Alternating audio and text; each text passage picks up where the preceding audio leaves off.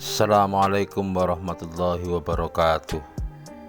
Berjumpa kembali di channel Cendekia Muslim.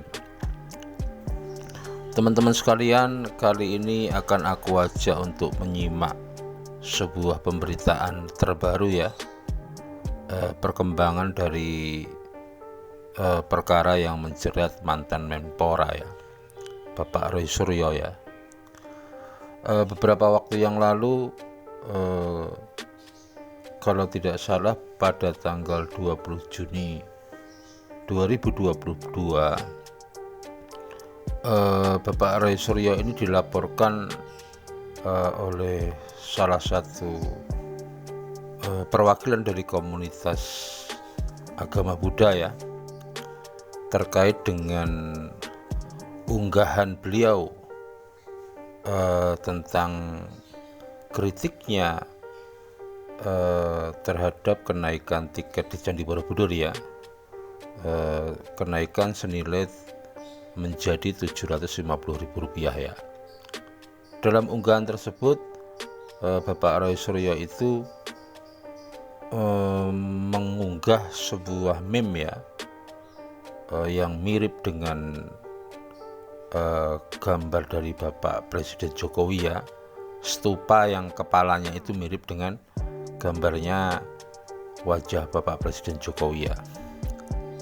Kasus ini kemudian dilaporkan dan beberapa waktu yang lalu Bapak Roy Suryo ditetapkan sebagai tersangka dalam dugaan perkara tindak pidana penodaan agama yang kemudian dijuntokan dengan pasal 28 ayat 2 Undang-Undang ITE tentang informasi yang bersifat menyebarkan sebuah kebencian yang berbau sara ya. Terus kemudian dijentukan pula dengan pasal 45 Undang-Undang ITE yang ancaman hukumannya itu maksimal 6 tahun penjara. Teman-teman sekalian, 2 hari yang lalu setelah menjalani pemeriksaan maraton ya, sekitar 12 jam, diperiksa sebagai tersangka, dimulai sekira pukul 10 pagi sampai dengan 10 malam ya. Kemudian setelah pemeriksaan tersangka tersebut, penyidik tidak melakukan penahanan terhadap Bapak Roy Suryo. Dan ini menjadi satu beberapa kalangan mengkritiknya ya, karena sesuai dengan pasal yang disangkakan itu seharusnya bisa dilakukan penahanan terhadap Bapak Roy Suryo. Tetapi karena alasan kesehatan yang lagi menurun dari Bapak Roy Suryo, penyidik mengambil satu keputusan untuk tidak menahan ya. Jadi sekali lagi, persoalan menahan atau tidak itu kewenangannya penyidik.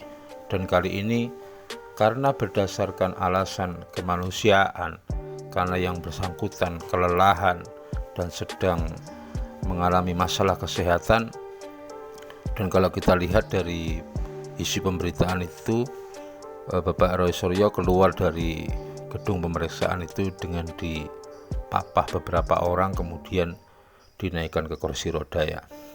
Sekali lagi, kalau soal penahanan atau tidak itu menjadi kewenangan dari penyidik.